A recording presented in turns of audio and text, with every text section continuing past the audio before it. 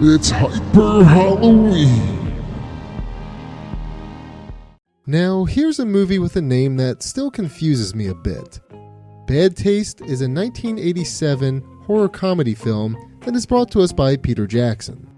That's the same Peter Jackson that made 2005's King Kong, as well as the Lord of the Rings and Hobbit trilogy. Bad Taste was Jackson's first movie, and was a very ambitious film to boot, even for a low-budget film. I'll get into all that in a bit, but first, let's discuss the plot. The movie takes place in a fictional town in New Zealand named Kaihoro.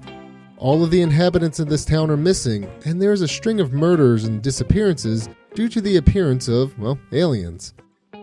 The aliens are disguised as humans in order to blend in and capture the actual humans. The movie starts off with the Alien Investigation and Defense Service, or AIDS for short. They send their top men to figure out what's going on. Those men are the boys. When the movie starts, we see one of the boys, Derek, has already captured an alien while another, Barry, searches for survivors in the town. Barry manages to kill one of the aliens and flees as more pursue him. Meanwhile, Derek starts to torture his captured alien, whose name is Robert. Robert is dangling off the edge of a cliff by a rope. Derek drives a knife through Robert's foot, causing him to scream out and alert other aliens to his presence. The effect here of the knife going through Robert's foot looks amazing, and I definitely cringed as I watched. Anyway, the aliens reach Derek and attack him. He manages to fight them off because, he's a Derek, and Dereks don't run. Derek is ultimately thrown off the cliff by Robert, though. Robert had used Derek's knife to escape. Derek falls down, and blood just goes everywhere. It's insane. The remainder of the boys, Frank and Ozzy, are also on their way to Kaihoro. They set up a road closed sign to prevent more people from coming into the area. They don't put it up soon enough, though, as there's already a person there who's trying to collect for charity. This man showed up prior to Frank and Ozzy, and of course, gets captured.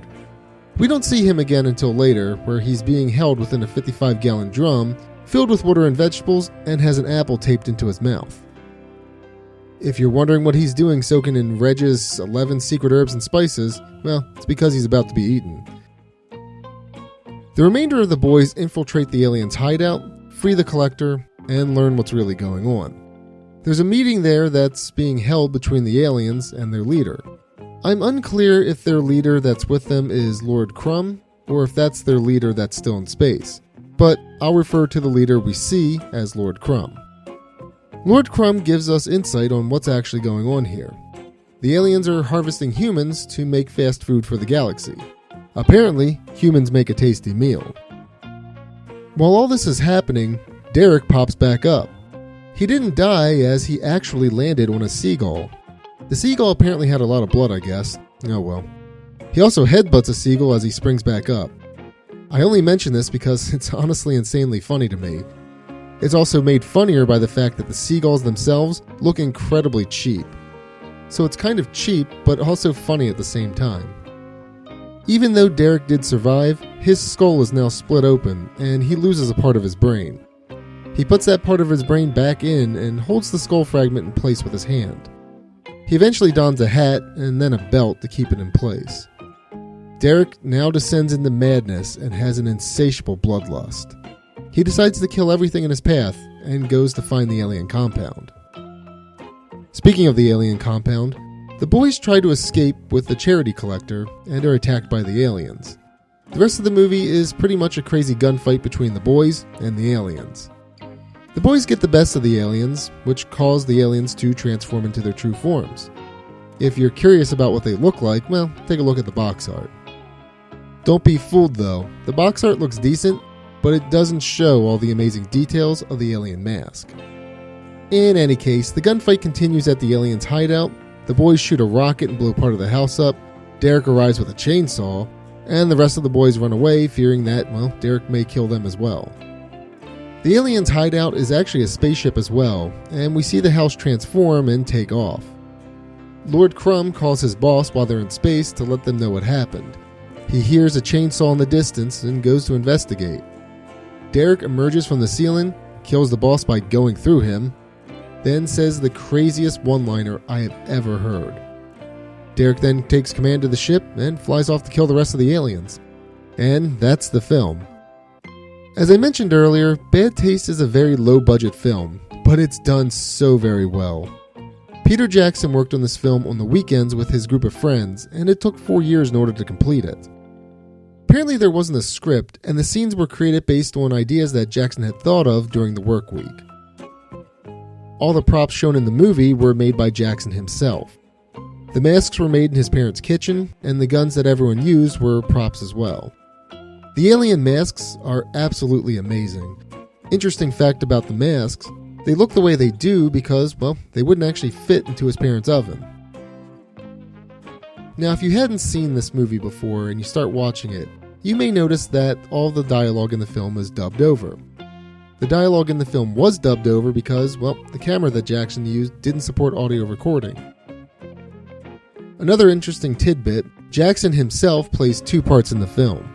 He plays the amazing Derek and also Robert the alien. It's amazing that he was able to film himself interrogating himself on the side of a cliff. Bad Taste is a movie that I think should honestly inspire young filmmakers. Even without a big budget, Jackson was able to show his vision, even if it changed throughout the filming process. Another fun fact, Bad Taste started off as a short film that had a completely different plot. Jackson didn't allow the lack of a big budget though to stop his vision.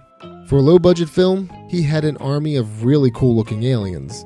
He also had practical effects and awesome visuals. The house that flies away at the end of the film is a model, but it does look really good.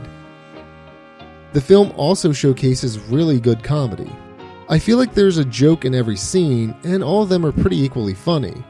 I've littered some of the one-liners throughout this review, but there are also visual gags in the movie as well, such as aliens using one of their own as a battering ram, Derek pretending to fire a gun while making a noise, and the alien actually thinking he's being shot, and a car with cardboard cutouts of the Beatles. If you're interested in learning more about Bad Taste or Jackson's thought process in making it, may I recommend checking out Good Taste Made Bad Taste. It's a neat documentary revolving around bad taste, and it's available on YouTube. One last thing I'll mention is the fictional New Zealand town of Kaihoro.